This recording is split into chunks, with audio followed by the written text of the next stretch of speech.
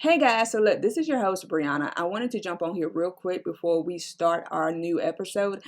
Today, it is an old episode. It is from the very first podcast recording that I ever had when we used to be called The Healing Place. You guys now know us under the name The Haven for soul care. And so I wanted to put this up here because I just really feel in my spirit that some of you are going through some doubt.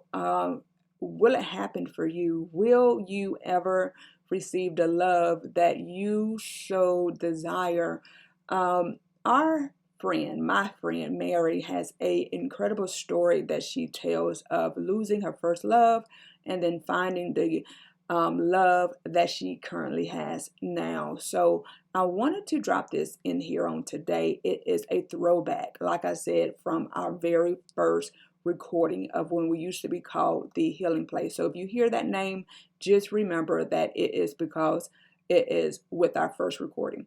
And so remember, take the time, really listen, grab the gems, and let me know what your thoughts are. Please let me know where you are tuning in from. Leave a voice note. If you look in the description, it gives you a link to record a voice note. If you want to write in, please write in to showcare@brianna.com or go to briannahedden@icloud.com. Yeah, use that one, briannahedden@icloud.com. I'm sorry, you guys. I have so many different accounts that I cannot remember the proper email. So just use briannahedden@icloud.com and write in. Let me know what you think. If it's not just this episode, let me know what you think of any of the episodes that you have heard thus far. Let me know of any topics that you would like to hear, because I want to touch base on everything. I want to stay relevant. And I got some upcoming things that we're going to be dropping here. So I'm excited. Again, please don't forget, let us know where you're tuning in from. Leave a voice memo. You can find the link in the description. And if you wanted to support us and help us in our endeavors to support women empowerment, our women empowerment events and things of that nature, just write in and we can give you further information on that as well. But here we go. Here's our friend Mary listening as she tells her story. And remember to subscribe, like, and share this episode. I am excited about our guest on tonight. Again, this is the Healing Place. This is a place where we can come and we can be transparent, where we will discover truth, where we will discover how those who have been hurt have journeyed to their way to healing. And so I'm excited. I'm excited about my friend being here, Mary. Thank you for being here and joining us on tonight. When I first met you, we met on WordPress. That's right. Fellow bloggers. And so it was an instant connection. And we've done some, I want to say we've done some work together, maybe with my magazine, I think it was. I think so, yeah. Yeah. So I love your story, even though it started off tragic, but I mean, it's beautiful to me. Your story is so beautiful, the way that God had his hand in it. And so I'm going to digress, and I'm going to give the stage to you for you to tell our audience about your story. And I will interject whenever the Holy Spirit leads me to. So I'm gonna go ahead and give you the floor. Okay, well, thank you for inviting me to be here. I met my husband, Steve, when we were in high school. I was in the 9th grade, he was in the 11th grade, and we were high school sweethearts. Dated all through high school, mostly through college, broke up for a little while, got back together, grew up in Michigan, moved to Georgia, got married, waited to have kids. Had our son, had our daughter. He got a job as a firefighter. I went to graduate school, had finally gotten a job as a school counselor. For all purposes, living the dream. I was happy. Had a son, a daughter, husband that I adored. And we had gone to Disney World and had no diaper bag, 2 potty trained kids. And I said, honey, let's have another baby. And he said, you know, why do you want to have another baby? We have a boy and a girl, and we just went to Disney with no diaper bag. And I said, please, just one more. Well, I was 33 and he was about to be 35. And so he said, well, what the hell? Okay. So I got pregnant really fast, faster than I did with the others. And I was surprised. Surprisingly, I got pregnant that fast. And then in September, he turned 35. And in October, he died in a motorcycle accident. And I remember being very confused about why I was pregnant. Why did God allow me to get pregnant? Confused. Why did I had 2 kids. I had a 6-year-old son and a 3-year-old daughter, and here now I'm pregnant with this baby, and I was 10 weeks.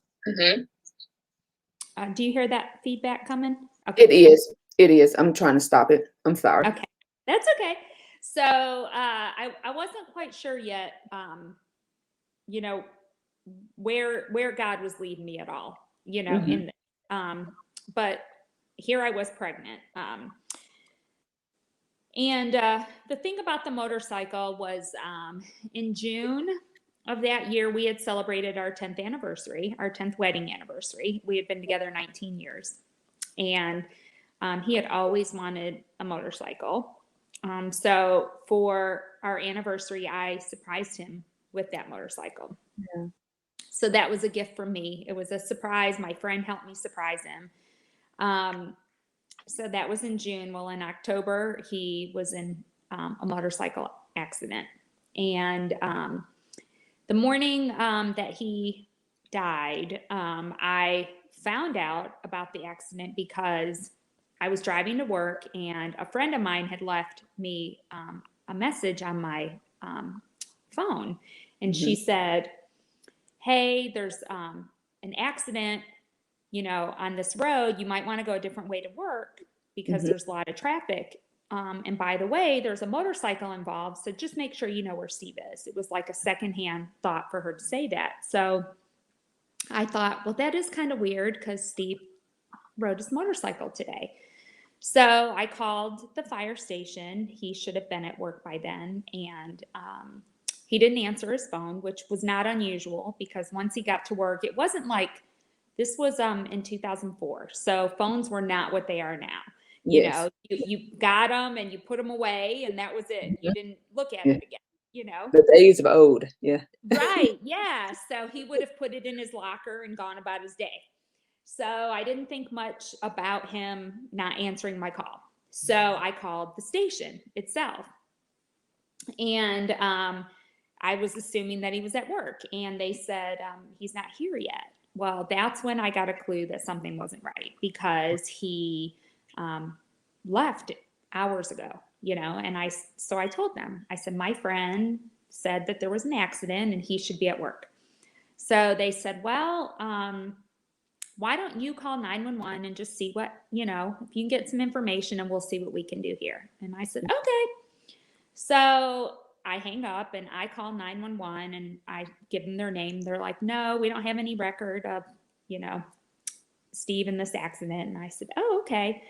Well, during this whole time, the chief at my husband's fire department was getting notified that he in fact was in an accident. It was in a different location. So the 911 where I was calling didn't have him on record because it was his accident was actually somewhere else. So I get a call and they say, can someone drive you? And so at this point I'm getting very confused because I'm driving to work. And I'm like, what do you mean, can someone drive me? I'm in the car. Well, he's on his way to the hospital. And I said, oh, well, I'll just meet you there. And in the meantime, I leave him a voicemail. Hey, babe, I'm on my way to the hospital. Don't worry. I know where you're at because I'm thinking he's worried about me. not Mhm. thinking that anything fatal or, Yeah. So I get there and the fire trucks are all lined up. And it was very odd because this hospital was in one county and my husband worked 2 counties over. And the fire trucks were from his department. So they were not like Cobb County, they were DeKalb County, they were all lined up. And so everything was very surreal. And um, they wouldn't let me see him. Mhm. And they kept telling me he's in a CAT scan, he's in a CAT scan. And so um, nobody would tell me. And I was calling my friends and I kept saying, something's not right. Like nobody's telling me anything. And so he had passed away by the time I, learned anything. I saw the doctors coming down the hall towards me. And one of my friends was saying, I'm sure he's fine. And I just remember yelling at her. You don't see the way they're looking at me. It's the way Mhm. they're looking at me. Something isn't right the way they're looking at me, because Mhm. everybody had that look. And Mhm. Mhm. nobody wanted to tell me how seriously he was injured, is what it was. Right. Right. Everybody knew how seriously he was injured, but nobody would tell me. Mhm. So he had passed away. So here I am. I was 10 weeks pregnant, 6-year-old, 3-year-old.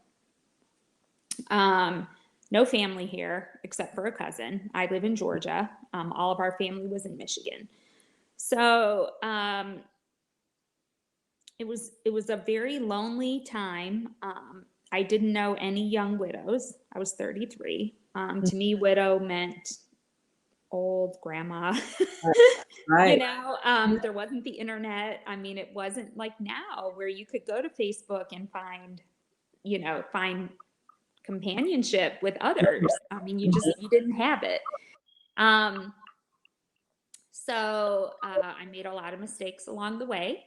Mhm. But one thing that I did do was I just kept going to church Yeah. because I felt like when I was in church, I knew where he was. And it was the only time that I felt like I knew where he was.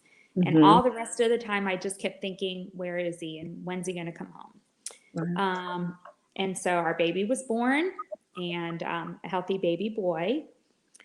And a couple of years later, I remarried because I felt like that's what I was supposed to do. And it didn't take me very long to realize that was a mistake. Yeah. um, and got divorced right away. My kids were no worse for the wear. They were like, whoo, we're done with that. Like they were happy. And I was more concerned about how it was going to affect them, but Mhm. they were fine. And the longer that I've been on this journey, the more I've realized that a lot of widowed women almost or do remarry the wrong person Mhm. first. Can we talk about that? What do you think Mhm. what is it that drives them to do that? Um, it's a couple of things. First of all, the loneliness is so incredibly hard. It's a physical loneliness, it's an emotional loneliness. I think too, for me, I just felt like I would never love someone the way that I loved him. So Mhm. I thought this is as healed as I'm ever going to be, you know? Mhm. So this is as good as it's ever going to be. Mhm. Um, and so for me, it was good enough. Okay. Just good enough. Mhm. I also felt like I was a better mom when I was married and I was fighting God's plan for my life. You Yes. know, Yes. I wasn't understanding that I can fight it and fight it and fight it, but he still has a plan for my life. Yes. And I'm glad you said that because I spoke with a lady who had lost her husband, and she ended up marrying the wrong guy. And her story was that it was a friend, and he was just there the whole time. And I guess Mhm. something about he had his eyes on her the whole time they were married. And so anyway, they ended up marrying, and she felt like she couldn't be good to her children being single. And Mhm. I'm like, Lord, but the Lord, he says that when father and mother leaves us, or, the Bible says forsake us, but when they're not there, he's there. When Mhm. we're alone, he's our husband. So yeah, I think, Well, the Lord, he met all of my needs. hmm Died, um, I had people bringing food, and I mean, I had like my grass was cut, and there were firefighters who showed up that I didn't even know that said, "Hey, I heard you need new tires on your van," and I had tires on my van, and I mean, it was the Lord met all of our needs, and hmm so for me not to trust that He would do that anyway was just because I was so broken. Um, hmm and losing Steve, it broke me. I was broken. hmm And, at that point, I was 33 and I had been with him for 19 years. So that was more than half of my life. hmm I didn't know life without him. right. So, got divorced, married and divorced 2.5 years. So that was like, woo, we're done. Yeah. And it was amicable, and you know, still run into him occasionally, and the kids are fine, so that was good. And it was shortly thereafter that I met online the man that I am married to now. And one thing that I have told my kids, because I know it to be true now, the longer that you are with someone that isn't right for you, Mhm. the longer you're prolonging from meeting the person that the Lord really has already picked out for you. Yes. Yes. And the difference between the two relationships for me was that when I started dating my current husband, there was no hurry or rush or anything for us to do anything besides just date each other. I Mhm. just wanted to be a mom, Mhm. and he was good with that. And so I just got to focus on my kids and enjoy them and be their mom and do all of that. And so for 5 years, we saw each other on the weekends, Mhm. because during the week I was a mom, and I was a band mom, and I was a soccer mom, and I was a gymnastics mom. And I learned that God intended that to happen. Mhm. And He also took care of me in such a way that I was financially secure enough that I could work part time and do that. And I Mhm. know that not every widowed woman is blessed that way, but Right. Steve also took care of us that way. Mhm. Mhm. So I met my current husband, and we met online on match.com. I'm like, we should be on a commercial, honey. Yes. Yes. But it really was the hand of God, because our kids went to the same schools, because his ex-wife and I worked in the district that his ex-wife lived in. So there was a lot of things that happened naturally. We didn't have to force any blending. We didn't have to. Our kids are very close in age. They all liked each other. They all got along. There wasn't. It was just easy. It was very easy. He had a very busy job, so during the week he was busy, I was busy, everything was easy. um, and then once we decided to blend our families, it actually was after the kids started bugging us, when are y'all going to buy a house, I mean, really. When we finally did, we had trouble adjusting, not the kids. In fact, my daughter at the time said to me, "Are you guys going to break up?" And I said, "No, why?" And she said, "You've been fighting a lot." And I said, "Well, I've lived on my own for a long time and been in charge of our family, and he's been in charge of his family and been on his own. So we're having some adjustment issues here." The Uh-huh. kids all did great, because we had 5 kids with us at the time when we blended our family, Mhm. and 4 were teenagers. Um, so we did that, and then my daughter and son sat him down and asked him to adopt them. Wow, really? Yes, and they said, "You're our dad, and we want you. We want to have your name." How did And it so make you feel? well, we had talked about it beforehand, and so I knew, and they had asked me, and I was really happy for them. My oldest had decided not to do that because he was already older than 18, and moved out of the house. And so, but they were so considerate. They asked all their stepbrothers and sisters and my other son. So they made sure it was good with everyone, and everybody was good.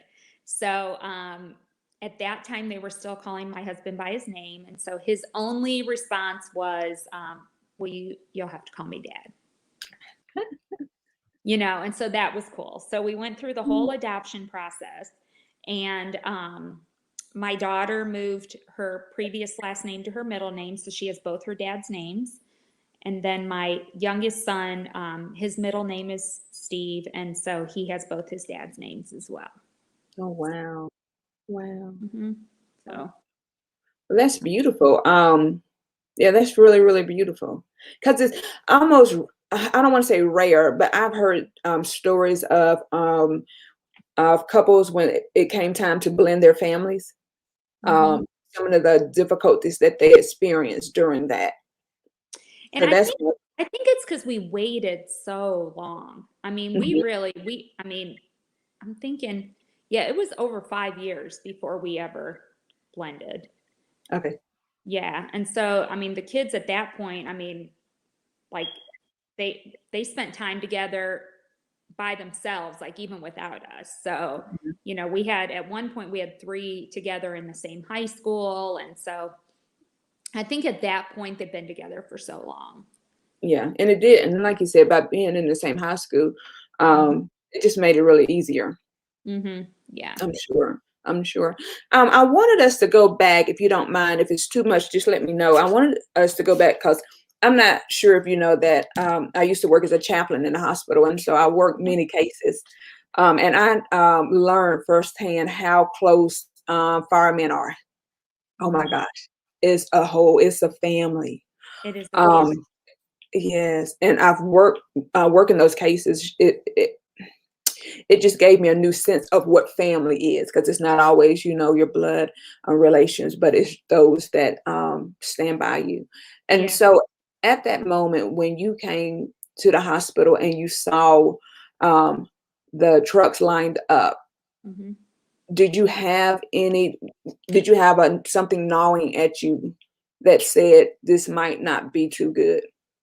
No, because I knew the guys were there because they loved him. I mean, and something had happened.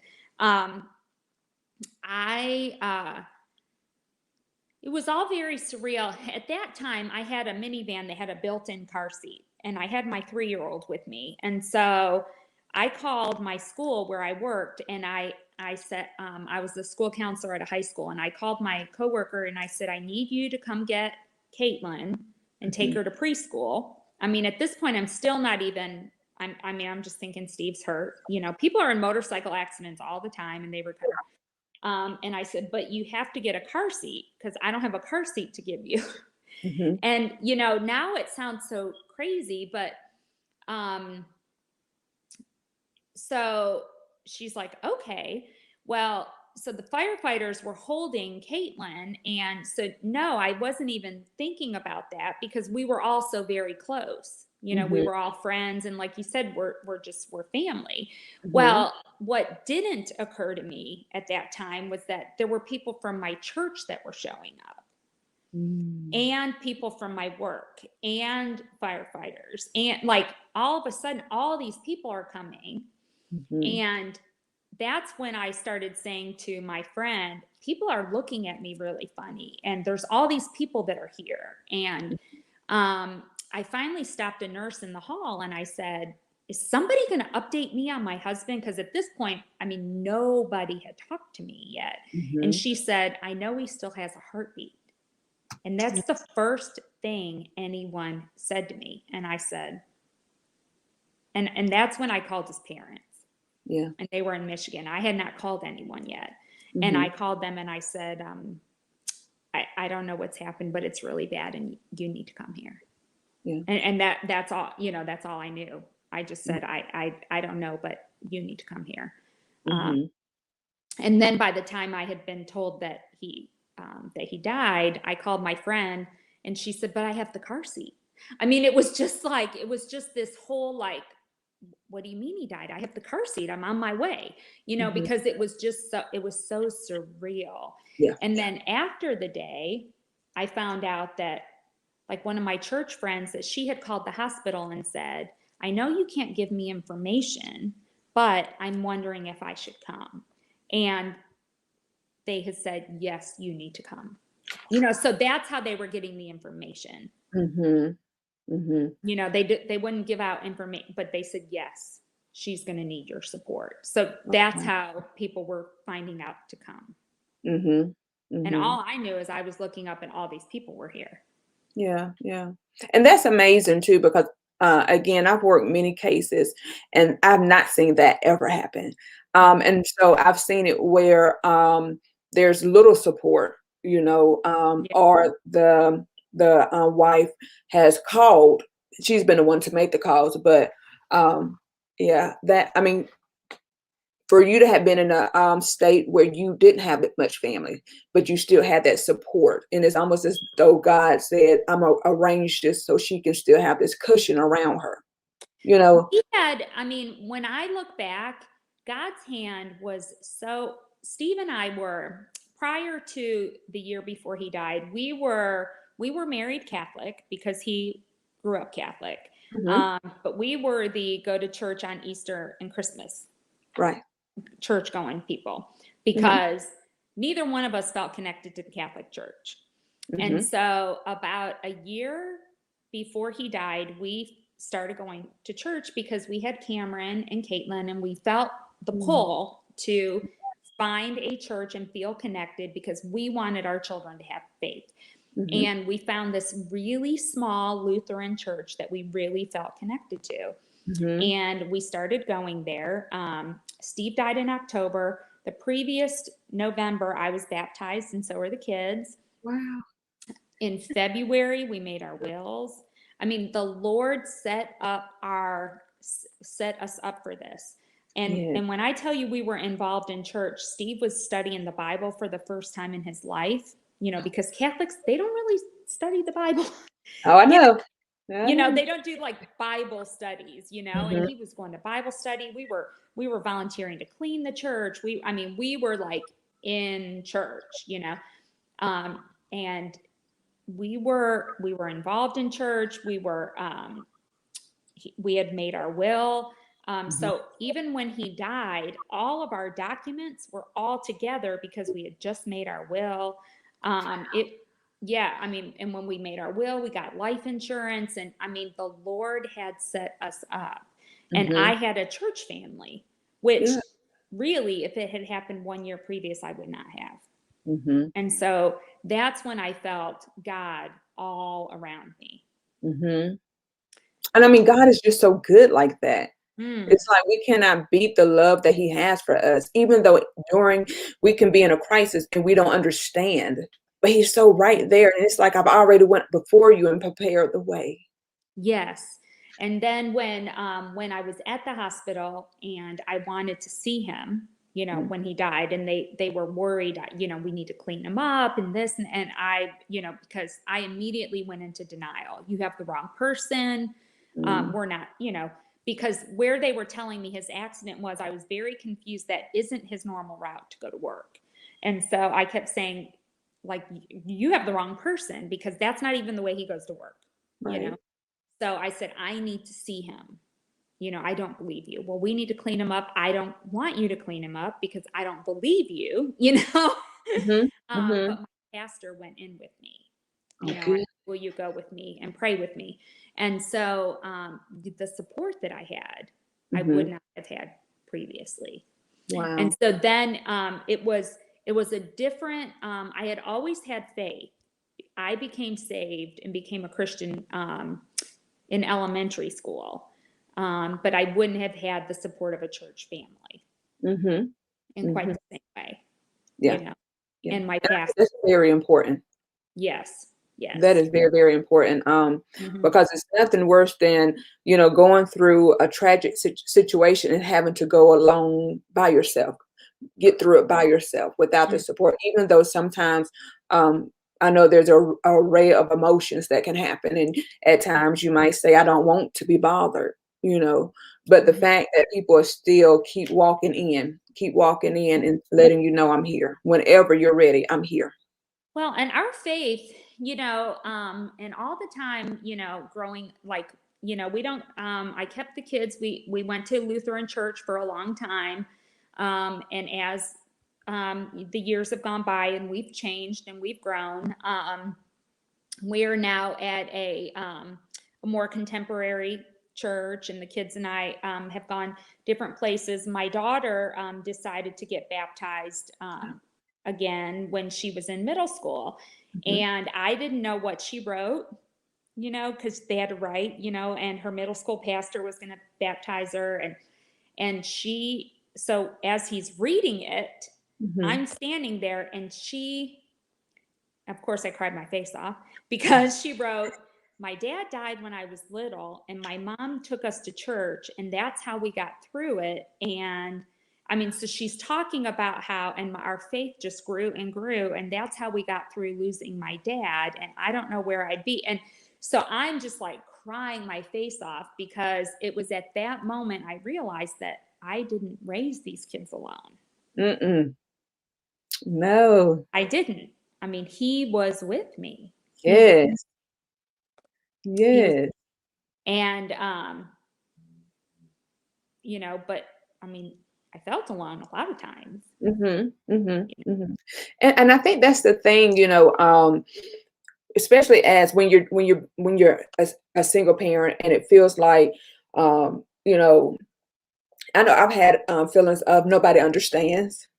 It's Mhm. like, you looking on the you see me on the outside, but you don't understand how it Mhm. feels. Mhm. When I go to sleep at night, when I put the kids down at night, you don't understand how lonely it gets because, of course, God made us for relationships.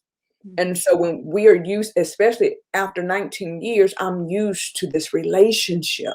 Mhm. And it's hard to adjust because this has been my routine. This has Mhm. been my normal. And now this is not, you Well, know. and what's so unique about losing a spouse, and I spend time with new widows, and that's something that I do regularly, is that when you lose a spouse, you lose the ability to see your future, because Mm, you plan, well, someday when we retire, we're going to do this. right. When our kids are grown, we're going to do this. Or this Hmm. is what we're going to do next year, or I mean, like right now, I already have a condo booked for April for spring break, Yeah, I yeah, yeah. like these are things you do with a spouse, right? So Hmm. when you lose that person, your Hmm. ability to see the future disappears, because Yeah. all of a sudden, all those plans have changed, Hmm. and it shakes the very foundation. And it is a very different kind of loss. And I had someone compare it to a divorce to me, and I said it's not the same, because I didn't choose this. Hmm. This isn't something that I chose. I went to sleep and I woke up and he was gone. This isn't the same. And I've been through both. I got divorced and I've been widowed, and it's not the same. You know. No, I've heard women who say that, your spouse is somebody that you never expect to not be with. Mhm. You don't think about losing them. You don't think about not being with them. Um, I've had a older lady tell me, I actually would think about losing my children. She said, but I never thought I would lose my husband. Mhm. Mhm. And that's something to when she was talking to me, and I thought, I was like, well, she said it's almost like a ripping away. She said, because you truly become one. She said, if you do it the right way, you become one. Mhm. She said, so when her husband passed away, that it felt like a part of her soul had been ripped Mhm. away from her. And it Mhm. was a part of her that she said she had lost part of her identity Mhm. because they were wrapped up. into one another. And so she said it took her some time, and I don't know if you experienced it, but she said it took her some time to get back to know who she was without him, because she Mhm. said she didn't know.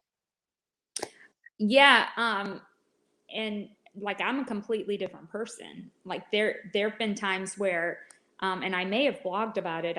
I'm not sure, where I've thought, would he even recognize me? Like I wonder if my job would even be the same, Hmm. because my job has taken a different turn, Yeah. and um because we are different, Hmm. and when I used to meet with Modern Widows Club, we would talk about, like, what are some things that you've had to do since he's been gone that have made you more independent, or that you didn't do before, or because you become a new person, because Yeah.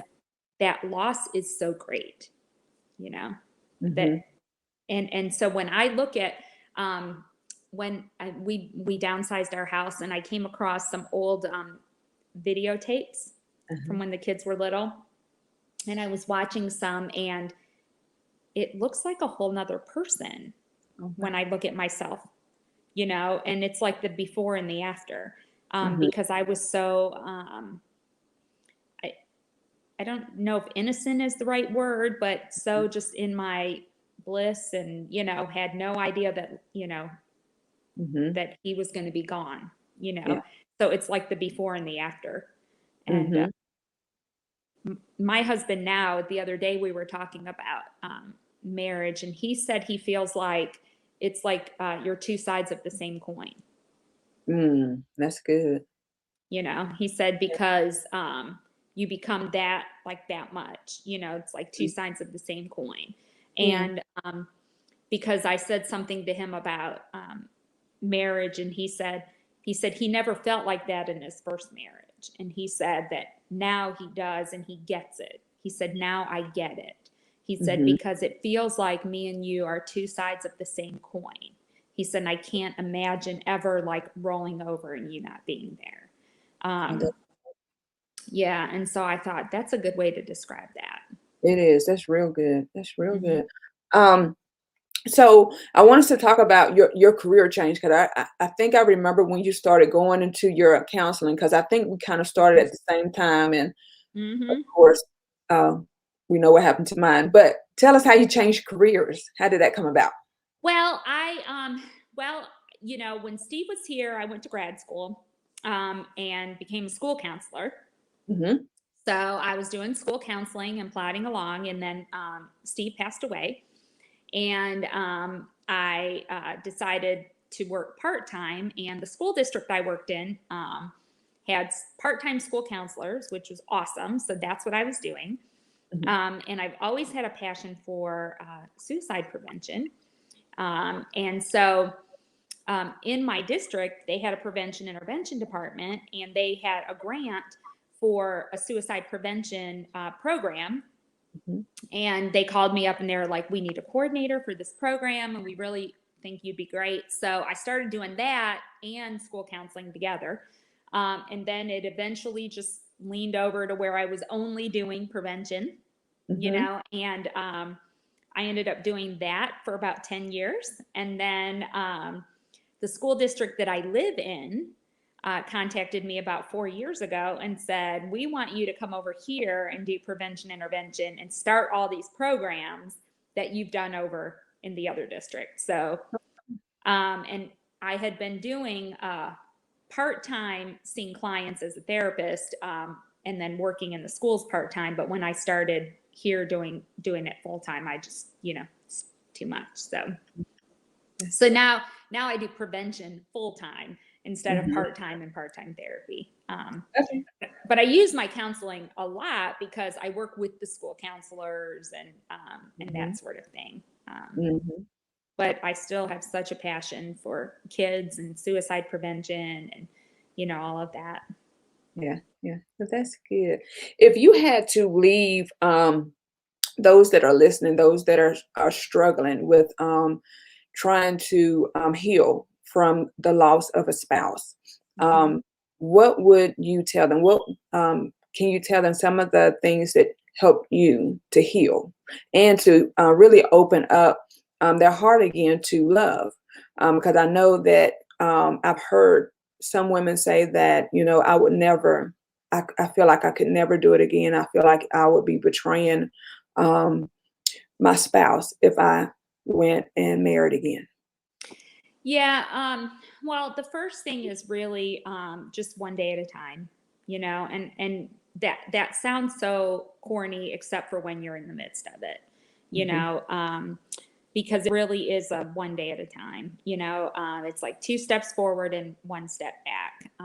It's been 17 years for me. It was 17 years last week.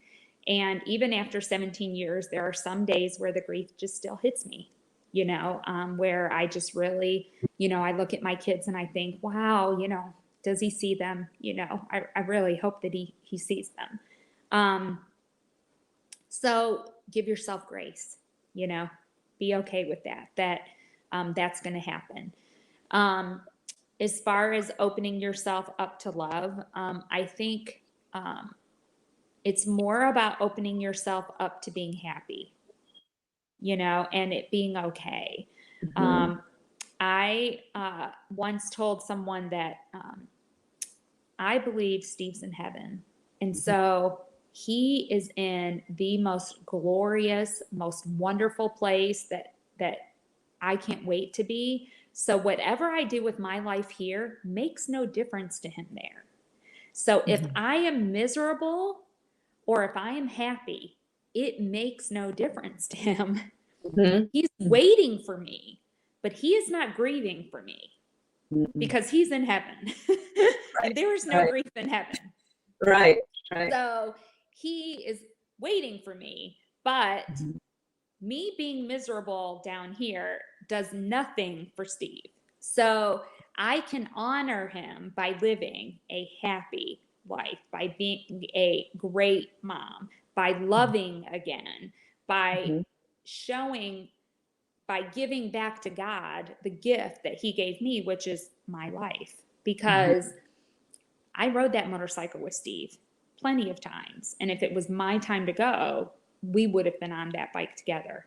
Mhm. And so um, that's how I think about it. If it was if it was your time too, then the Lord would have taken you too. And it's Mhm. not. And so our life is our gift back to God and Mhm. what we do with it. And our spouse is not hurting for us. And my son, at 6 years old, one time came in. I was in my room, and he had heard me crying, and he came in and he held my hand and he said, "Mommy, Daddy will be just fine without you." Really? He did, and I remember thinking, "But I'm not okay without Daddy." But in his infinite wisdom, at 6 years old, he was telling me, Mm. "Daddy's fine, Mom. Why are Mhm. you crying? Daddy's fine." Yeah. That's amazing because I know that it had to be God put that in his spirit for him to come and tell you. He did, and I just because I just was like, but I'm the one that's not okay. But Mhm. really, that's what grief is. It's us wanting them here, but Mhm. they're in heaven, Mhm. and in the Mhm. blink of an eye, we will be there too. Yes, and I was talking to someone who had lost someone, and we were talking, and I said, I said honestly, I said if we could pour back the thin layer between here and the spirit realm, and I said you could see your loved one. I said I promise you, they would tell you they don't want to come back. It's so Mm-mm. much better there, Mm-hmm. and they would tell you to live your life so that one day you can come and see them. That's You right. know, and so it would, like you said, be better to honor them by the way you choose to live your life. And my daughter, one time someone said to her, "Well, gosh, what's it been like to only grow up with them? To have have only a mom?" And she looked at her. She said, I don't know. Like that's all I've ever known. Our kids are resilient. I know so many widowed women worry, are my kids going to be okay? They are. They're resilient. Do what you need to do. My son, my 6 year old, he had the hardest time. He spent many years in counseling. Um, he was on anxiety medication and ADHD medication. And boy, that kid gave me a run for my money. and he was a difficult child to raise, but he is a thriving, healthy adult that's doing good things now. But you know what? Kids are resilient and they're going to be okay. And any widow with kids, that's something I really, want them to know, is that kids are very resilient, and if you're okay, your kids will be okay. But they Yeah. really do look to you. I think that's good. I'm glad you brought that up about your son, because sometimes we can go through things and we can blame ourselves and say that perhaps if I did something better, or if I wasn't so sad, or, this is my fault. The reason my child is doing, or is going through this phase. But even though it's raining now, there is sunshine that will come if you just stick with it. And know that, like, God is still here. I understand why, but we're going to get through this together. Well, and sometimes you need mental health help. Mm-hmm. I mean, I have been in and out of counseling, in 17 years. I've taken antidepressants, when I've needed them. I mean, sometimes you need more, and that is totally okay. Yes. Sometimes you need more, and it's okay. Mm-hmm. And, I believe the Lord gives us what we need, and Yes. that sometimes Yes. that might be that antidepressant that you need, Yeah. because I'll tell you, my son was a very difficult child to raise. And when I was by myself and I had 3 of them and he was acting out, and, it was hard, and Mm-hmm. I needed to get support for myself. And Mm-hmm. so, being a good mom means taking care of you too. And Mm-hmm. that's important, because when we're grieving, we have to take care of us too. Mm-hmm. Mm-hmm. That's really good, because self-care means a lot. And a lot of times they put so much, people have so much negative, or the stigmatism that goes behind seeking counseling, mental health counseling, and having to Yeah. take a pill in order to feel better. And I think me, myself, as a pastor, I oftentimes would tell a member, you need to go and seek help, Mm-hmm. and right now Yeah. I believe you need to get some medicine, Mm-hmm. because praying and reading the word is not going to do it for you. You got That, something going on chemically that's that you right. need to go get some help for. And it's nothing wrong with that. No, Especially when you've been through something traumatic, absolutely. you know? Absolutely. And that's when you lose a spouse too, that's a trauma to your body. And it Yes, it takes is. a long time. It's like when you lose a child, whenever you have a loss like that, it takes a long time for your body to recover from that trauma. And Mm-hmm. it's okay if we need help for that. And our children may need help with that. And they may need counseling. And the thing with children's grief is theirs comes and goes. Mm-hmm. I mean, they'll be fine for 6 months and then cry, or angry, or, I mean, they could be fine for 3 years and then all of a sudden have an outburst. Their grief comes and goes so much. Mm-hmm. And so, Connor, my baby, he, I knew at some point he would realize that his dad died before he was born. And Mm-hmm. he was about 9 years old, and we were at the cemetery, and he looked at the stone and he said, "That's my name there." Because he saw Stephen and that, his middle name. And I said, "Yeah." And he said, 2004. He said, "Is that when he died?" And I said, "Yeah." And he said, "I was born in 2005." And I said, "Yeah." Like, he was putting it all together, and I knew it would happen. Mm-hmm. He was 9, and he said, "He died before I was born." And I said, "Yes." And I was like waiting, because I thought, this is it. And he just let out this wail, and he just cried and cried and cried. And he said, "It's not fair, Mommy, that I never got to meet him." And I just held him and held him and held him. And I thought, he gets it. Mm-hmm. Because all these years, he would say things like, "Well, where's my picture with Daddy? Where's my picture?" Like, he didn't get it. And, Mm-hmm. we would say, "Well, honey, you weren't born yet," but eventually he got it. And then he was fine after that, Mm-hmm. but that's kids' grief. Yeah. It comes and it goes, and it comes and it Mm-hmm. goes. Yeah. Mm-hmm. That is good. That is good. Yeah. Well, I thank you for joining us. I do. Like I said, I think your story is so beautiful. Even though it started off tragic, but it's just blossomed into this just beautiful story for other widows to be able to come to and get Mhm. support. And I put on the comments, if you guys want to go and follow her on Widow Plus Three. Her stories are amazing. Are amazing. It's like when you get the pen in your hand and you begin to write, you're writing a story for you to be able to visibly see what's going on. And so, guys, please go follow her. Widowplus3.com. Again, you will love it. Again, I thank you for joining us. Thank you for doing this. Oh, This you're means so welcome. I much.